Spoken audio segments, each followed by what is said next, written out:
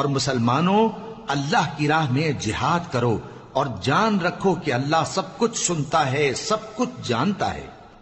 کون ہے کہ اللہ کو قرض حسنہ دے کہ وہ اس کے بدلے اس کو کئی گنا زیادہ دے گا، اور اللہ ہی روزی کو تنگ کرتا اور وہی اسے کشادہ کرتا ہے، اور تم اسی کی طرف لوٹ کر جاؤ گے۔ بھلا تم نے بنی اسرائیل کی ایک جماعت کو نہیں دیکھا جس نے موسیٰ کے بعد اپنے پیغمبر سے کہا کہ آپ ہمارے لیے ایک بادشاہ مقرر کر دیں تاکہ ہم اللہ کی راہ میں جہاد کریں؟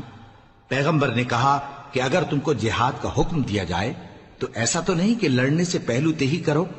وہ کہنے لگے کہ ہم اللہ کی راہ میں کیوں نہ لڑیں گے جبکہ ہم وطن سے خارج اور بال بچوں سے جدا کر دیے گئے۔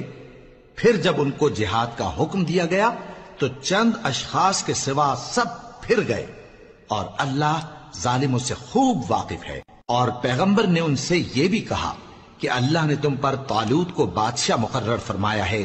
وہ بولے کہ اسے ہم پر بادشاہی کا حق کیوں کر ہو سکتا ہے؟ اس سے بڑھ کر بادشاہی کے مستحق تو ہم ہیں، اور اس کے پاس تو بہت سی دولت بھی نہیں۔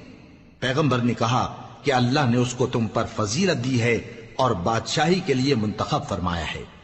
اس نے اسے علم بھی بہت سا بخشا ہے اور تن و توش بھی بڑا عطا کیا ہے، اور اللہ کو اختیار ہے جسے چاہے بادشاہی بخشے، وہ بڑا کشائش والا ہے، دانا ہے۔